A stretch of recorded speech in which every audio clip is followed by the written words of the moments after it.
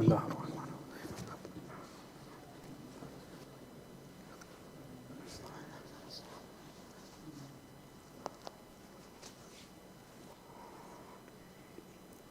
أعوذ بالله من الشيطان الرجيم. بسم الله الرحمن الرحيم. الحمد لله رب العالمين، والصلاة والسلام على أشرف الأنبياء والمرسلين، سيدنا ونبينا وحبيب قلوبنا والشفيع لذنوبنا وطبيب نفوسنا أبي القاسم محمد.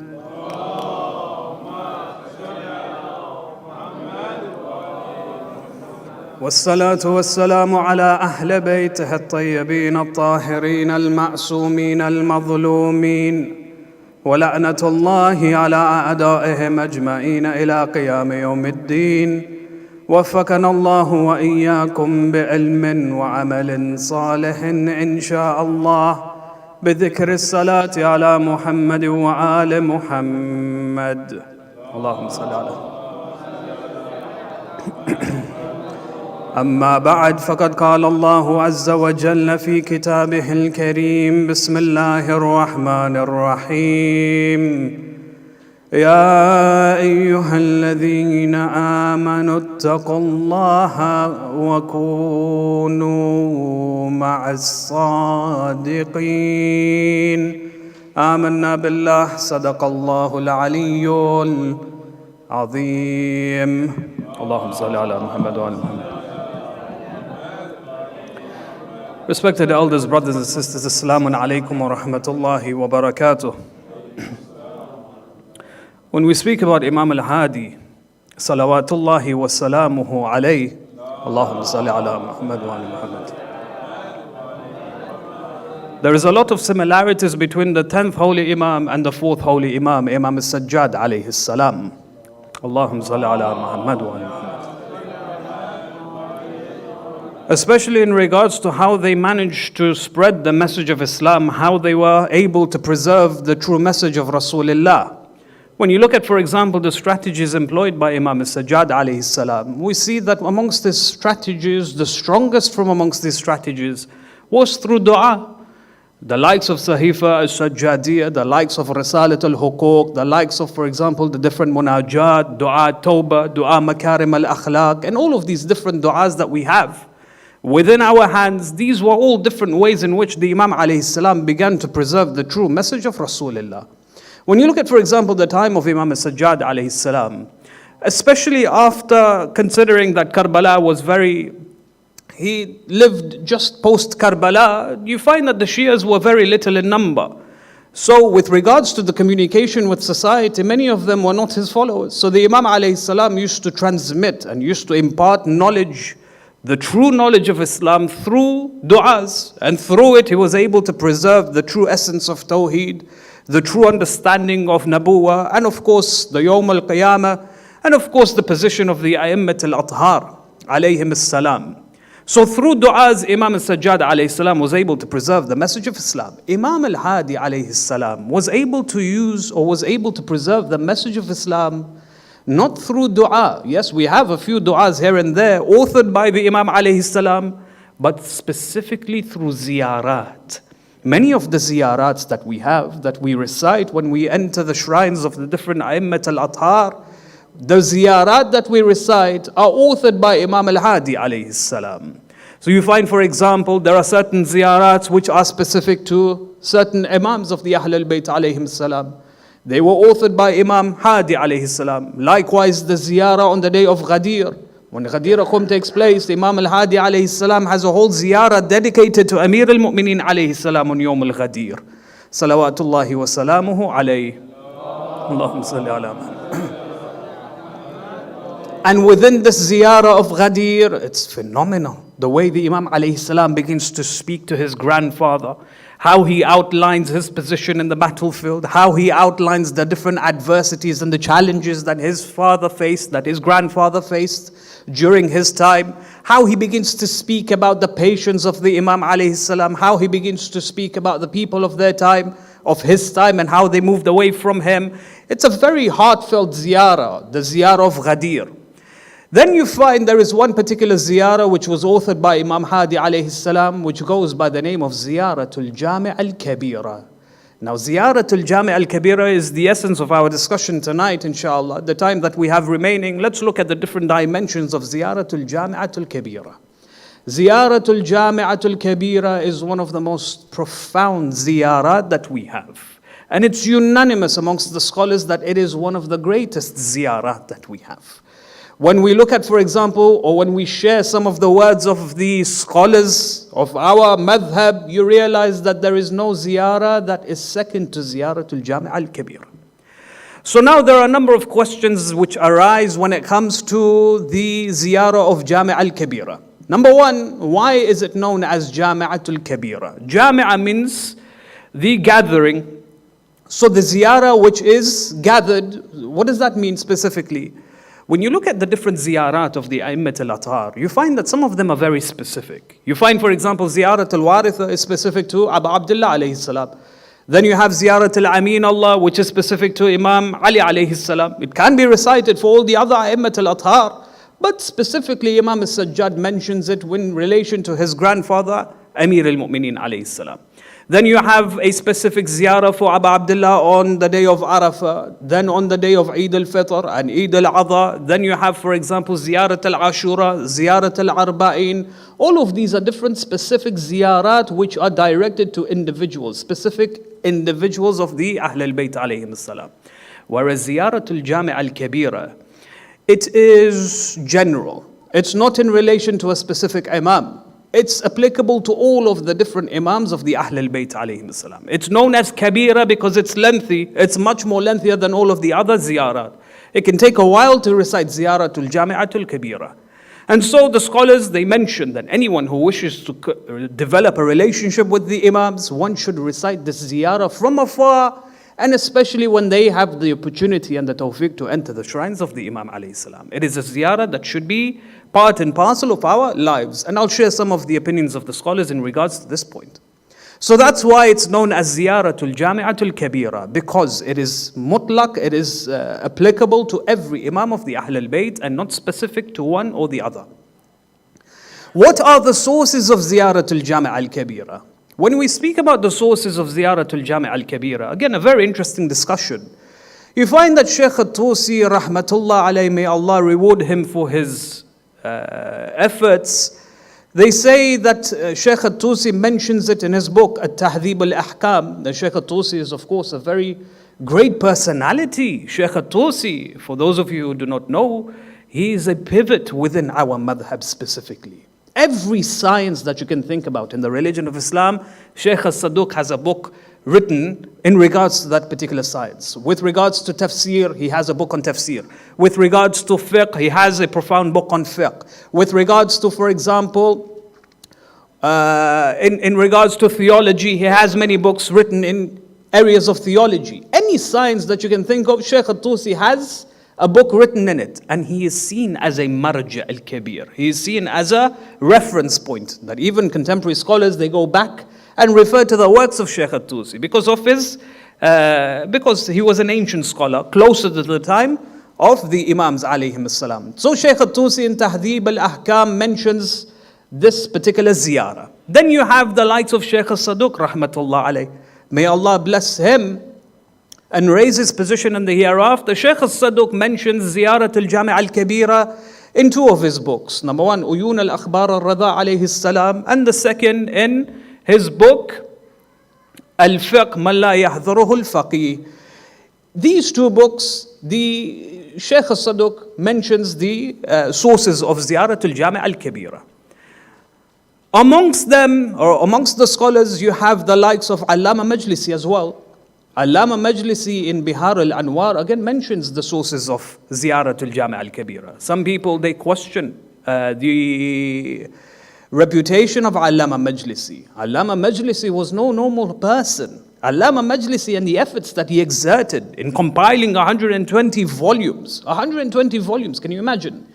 Within which he collates all of the different ahadith surrounding different topics. And not only that, but he gives commentary on some of these ahadith. So imagine, it's a lifetime. It can take a lifetime to compile 120 volumes of ahadith, and giving compilation and giving personal comments on many of these ahadith. When it comes to Ziyaratul Jami' al-Kabira, there's profound words he mentions. He says that I have not come across a ziyarah that is asahhu sanadan, that has the greatest and the most authentic of sanads, as the ziyarah of Jami'at al-Kabira. With regards to its balagha, its rhetoric, with regards to its words, with regards to the information within it, the content that it gives to the reader, there is none equal to it. So you find that a scholar like Allama Majlisi, he takes his hats off to how powerful Ziyaratul Jami' al-Kabira is. This is with regards to the source. Now, when you come across the understanding and the basis behind Ziyaratul Jami' al-Kabira, question arises, how did this ziyarah, or how was this ziyarah narrated? Very interesting. They say one day a man by the name of Musa ibn Abdullah al-Naqi came towards Imam al-Hadi alayhi salam. He said, Ya ibn Rasulillah, Allahumma salli ala Muhammad. He says, Ya ibn Rasulillah, teach me something, that if I was to go and have the tawfiq to go towards one of the shrines of your forefathers, then I can recite something that is absolutely profound, that is phenomenal, that is complete. To my satisfaction, something that is spiritual in nature, something that is wanted by Allah subhanahu wa ta'ala. The Imam alayhi salam then narrates, he says, whenever you go to a shrine of the Ahlul Bayt alayhim salam, the moment you enter and you see the qabr, stop. Recite Allahu Akbar 30 times. He says, then proceed, take a few steps, then stop again. Then recite Allahu Akbar 30 times. He says, then proceed towards the grave of the Imam, and when you come close to the grave of the Imam, stop and recite Allahu Akbar 40 times. Once you have recited Allahu Akbar 100 times, then recite this particular ziyarah. And the Imam then begins to narrate the ziyarah to An-Naqi. And it's a lengthy ziyarah. Now, the scholars came forward and they said that the reason why the Imam advises to recite Allahu Akbar 100 times is to show the person the azama of Allah subhanahu wa ta'ala. Why? Because the ziyarah shows the azama of the Ahlul Bayt alayhim salam. That if a person was just to recite Ziyaratul Jami' al-Kabira, he would think that the author of the ziyarah has exaggerated the position of the Ahlul Bayt alayhim salam. Yes, the ghulat, and we've had these discussions before, that you would think that the author of the ziyarah is what? A ghali, a person who has exaggerated the maqam of the Ahlul Bayt alayhim salam. Whereas the Imam says, make sure you start with Allahu Akbar to remind yourself that this power was given to them by Allah subhanahu wa ta'ala. That whatever azama is mentioned within the ziyarah, Allah is the source of it. And they were dependent on Allah, not independent on Allah subhanahu wa ta'ala. And he mentions the entire ziyarah. In fact, our scholars came forward and they said, if you want to understand the aqidah of the Shi'i madhab, refer to this ziyarah. It is a summarization of all of our important tenets within the religion of Islam. Within this ziyarah, the Imam begins by speaking about the maqam and the maratib and the fada'il of the Ahlul Bayt alayhim salam. He begins to speak about, and he says that the Ahlul Bayt were those divinely chosen by Allah, and they have a responsibility to guide, and they guide mankind towards the satisfaction of Allah subhanahu wa ta'ala. Then towards the middle of the ziyarah, he begins to speak about the qualities and the sifat of the Shia. He says the Shia are those who believe that the Ahlul Bayt are infallible and they are men of dignity. That the Shias are the ones who believe in the concept of Raja'a. The Shias are those who believe in the idea of Ziyaratul Qubur, visiting the graves of the Ahlul Bayt alayhim salam. They believe in the Mahdi and the coming of the Messiah. All of these tenets of the religion of Islam within our madhab is outlined by the Imam alayhi salam within Ziyaratul Jami'at al-Kabira. A profound work that summarizes our aqidah very nicely and very eloquently. So when it comes to the history of Ziyaratul Jami' al-Kabira, you realize that it was narrated by a man by the name of An-Naqi. Now a question arises. Amongst the scholars, they say that there is no ziyarah which is great and which is as authentic as the ziyarah of Jami'at al-Kabira. However, you'll come across certain Shi'as within our communities that have come forward very clearly and openly have said that this ziyarah is inauthentic, that this ziyarah is not even considered to be valid or is considered to be strong in its or weighty in itself. This ziyarah is a fabrication of some sorts. What evidence do they use? They use two particular evidences. The first evidence they say, okay, look, when you look at the history and the sources of Ziyarat al-Jami' al-Kabira, yes, it's been narrated by Sheikh al-Tusi and it's been narrated by Sheikh al-Saduq, but it's not been narrated by Sheikh al-Kulayni. So this was the first ishkal, this was the first misconception that was raised. Sheikh al-Kulayni rahmatullah alayhi does not mention the source of this ziyarah. I'll explain why. Then second, they say there was a man by the name of Musa ibn Abdullah al-Naqi. This guy or this person, this narrator was majhul, is unknown. No one knows who he is. Rule of thumb, whenever you have a majhul, an unknown person within the chain of transmitters, automatically there's a question mark on the hadith or on the ziyarah or on the dua. Why? Because the person is unknown. We don't know who he is. We can't say that he is trustworthy because we have absolutely no idea who this person is. Because An-Naqi is unknown, therefore the whole of Ziyaratul Jami' al-Kabira has a question mark in its legitimacy and its authenticity. So let's reply to these two questions. With regards to Sheikh al-Kulayni, with regards to the history of Sheikh al-Kulayni, they say Sheikh al-Kulayni died in about 321 years after Hijrah, 321 AH. This is the year that he passed away, which falls within the time of Ghaybat al-Sughra. Ghaybat al-Sughra, this is very close to the time of Imam al-Hujjah Ajjalallahu Ta'ala Farajahu al-Sharif. Allahumma salli ala Muhammad wa ala Muhammad. And likewise Imam al-Askari, and likewise Imam al-Hadi alayhim as-salam. So it's very close to the time of Nas, to the time of the Imams of the Ahl al-Bayt. They say Sheikh al-Kulayni was a compiler of ahadith. His famous book Al-Kafi is when he collects all of the riwayat of the Ahl al-Bayt, which he believes to be sahih, which he believes to be authentic.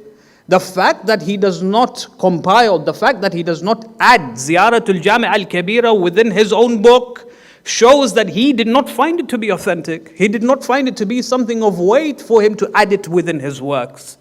So for that reason, because Sheikh al-Kulayni did not see Ziyaratul Jami' al-Kabira as authentic, we can't deem it to be authentic. What's the reply to this? The reply to this is very simple. Look at the social, political time of Sheikh al-Kulayni. He was a scholar within the city of Baghdad. During Ghaybat al-Sughra, when the Bani Abbas was still rulers, the Bani Abbas, their aggression, their oppression towards the Shia was very well known. Especially when the Imam goes into Ghaybat al-Sughra. Anyone who had any affiliation with Imam al-Mahdi, Ajjalallahu Ta'ala Farajahu al-Sharif, were under threat. They were persecuted, they were oppressed, they were killed, they were imprisoned, their assets were seized. This is how the Shias were treated at the time. Anyone who had any admiration or love towards the Ahl al-Bayt, automatically they were victims of the Hukuma.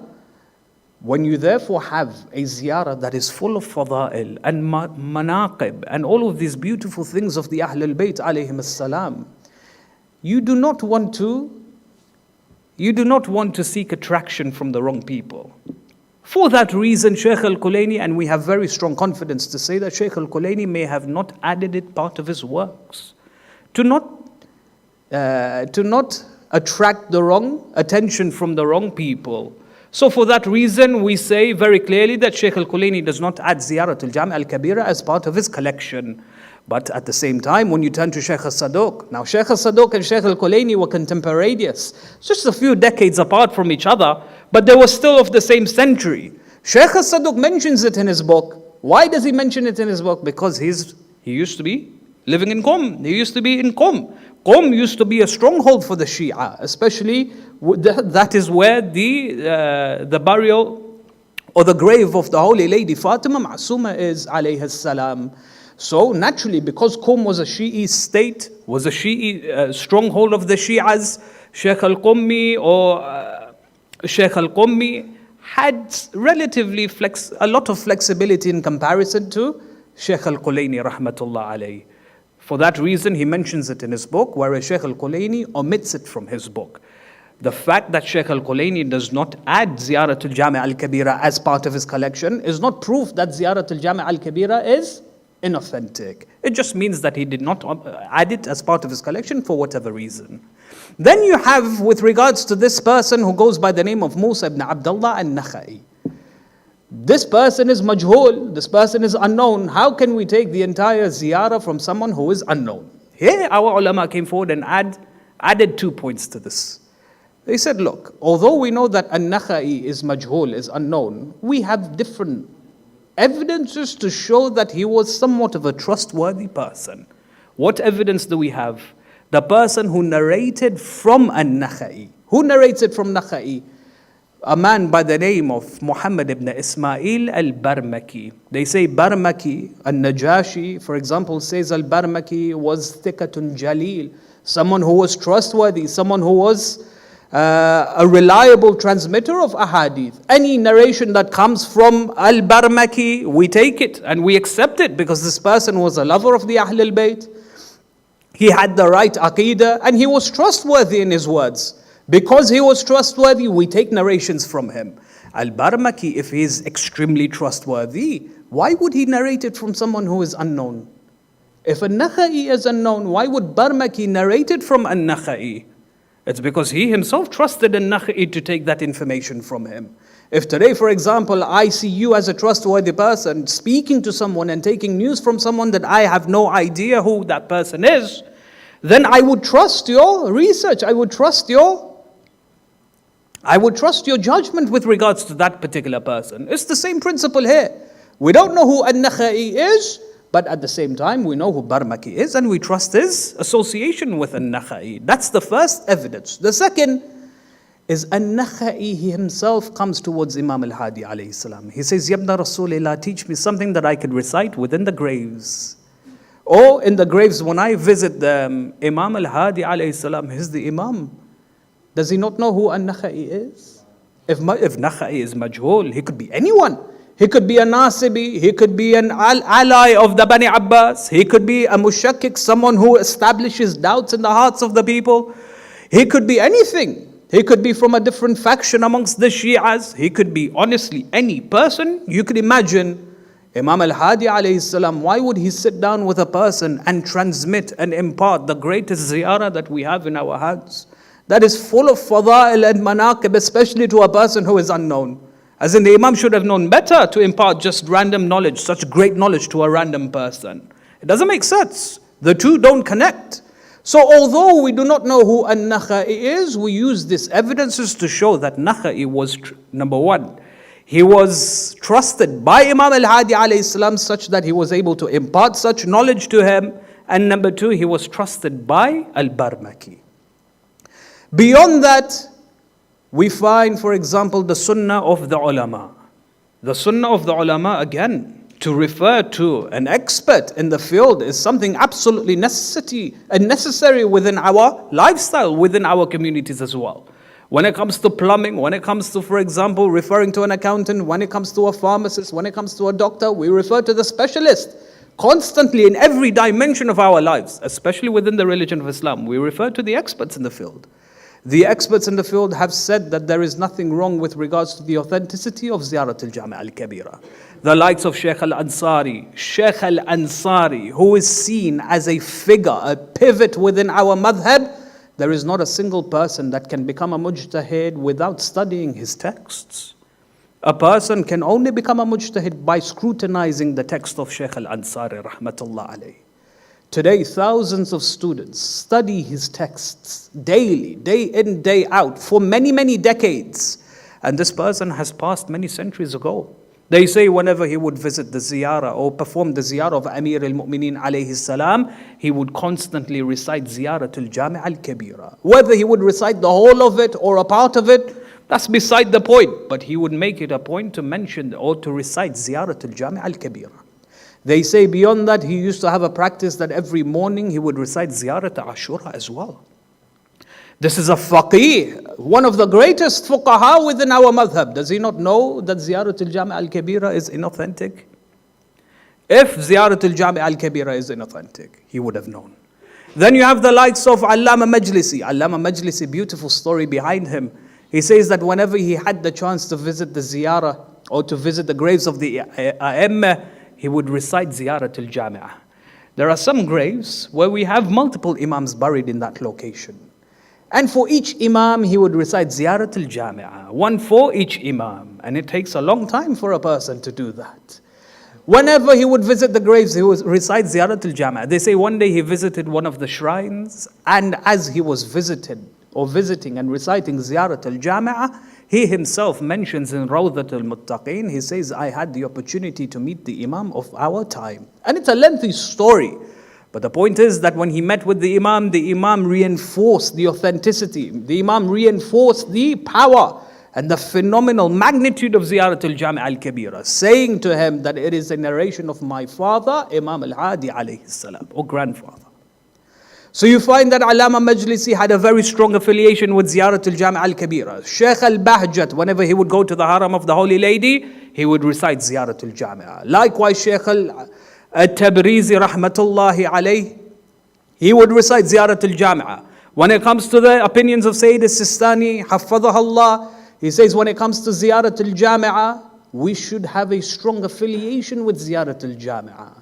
You see, the problem with Ziyarat al-Jami'ah is that it's lengthy.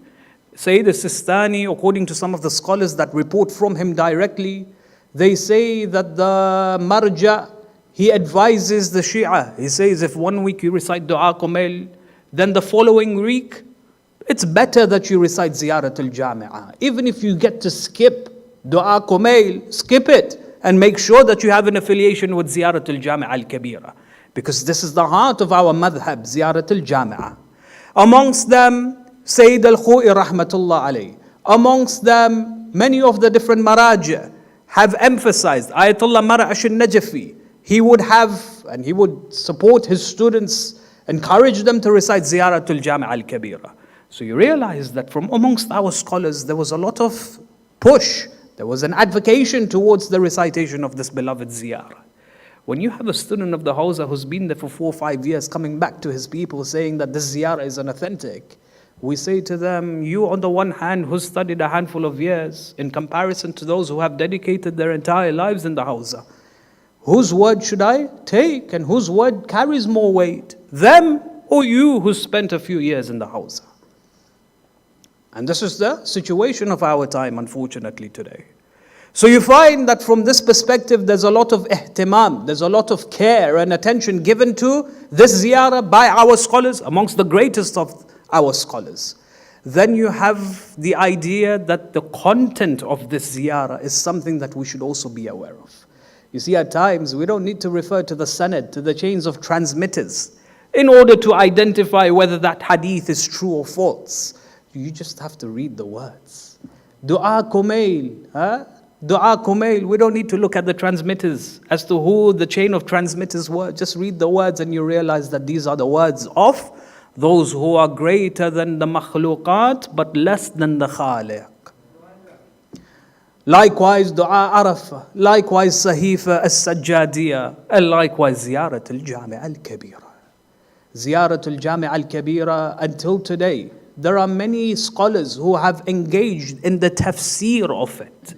We have the tafsir of the Holy Quran, don't we? There are many scholars who have sat down and have written voluminous works explaining the tafsir of Ziyarat al-Jami' al-Kabira. Why would they do that if the ziyarah is inauthentic?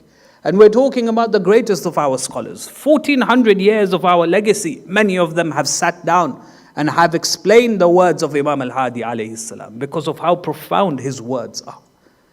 Within this ziyarah, the Imam begins the introductory lines. He begins the fada'il of the Ahl al-Bayt alayhim salam.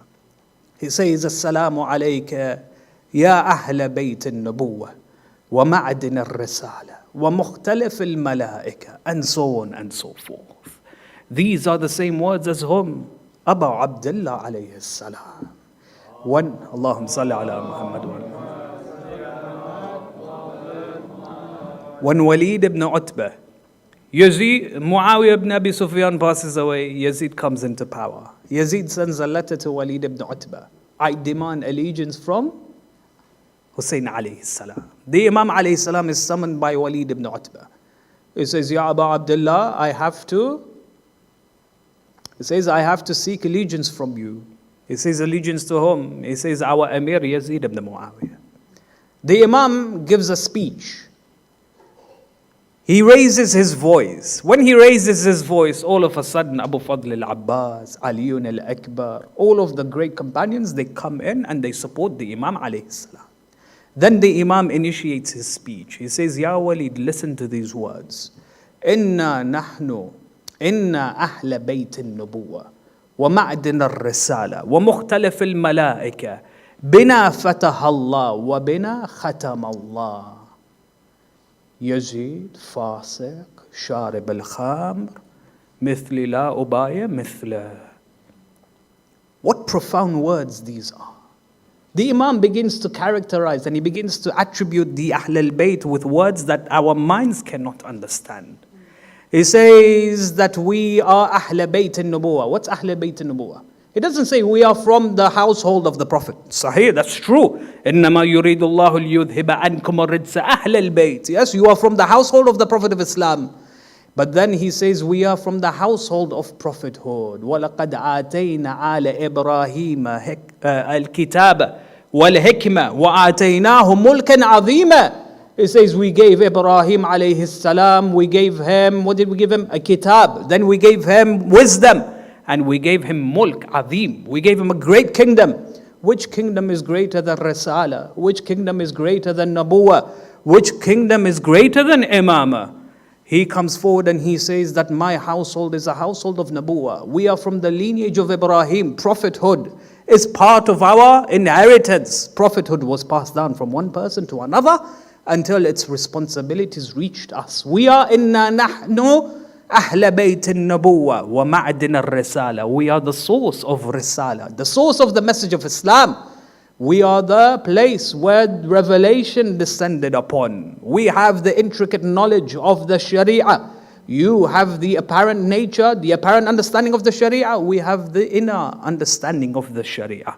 Imam Sadiq alayhi salam, he comes forward to his companions. He says, we in our hands, we have al-Jami'ah. He says, Yabna Rasulullah, what is Al-Jami'ah? He says, Al-Jami'ah are the dictations of Rasulullah written by the hands of Amir al-Mu'mineen alayhi salam. And within it, it explains all of the halal and the haram that mankind needs until the day of judgment. The intricate knowledge of the Sharia, the inner dimensions of the Sharia is in the hands of the Ahl al-Bayt alayhim salam. Abu Abdullah, he says, وَمَعْدِنَ الرِّسَالَةِ وَمُخْتَلَفِ الْمَلَائِكَةِ. The angels descend upon us. Every member of the Ahl al-Bayt, the angels descend upon them. تَنَزَّلُ الْمَلَائِكَةُ وَالرُّوحُ فِيهَا بِإِذْنِ رَبِّهِمْ مِنْ كُلِّ أَمْرٍ سَلَامٌ هِيَ حَتَّى مَطْلَعِ الْفَجْرِ. Then he says, بِنَا فَتَحَ اللَّهِ. Creation began through the Ahl al-Bayt. Have we not read the hadith where he says that the nur of Rasulullah was created, then the nur of Amir al-Mu'mineen 2,000 years before the creation of Adam alayhi salam. Creation, when it began with the nur of the two. And then the rest of creation began. And then he comes forward and he says, وَبِنَا خَتَمَ اللَّهِ. Then creation will cease to exist through us. The last government is the government of Al-Mahdi Ajjalallahu Ta'ala Farajahu Sharif.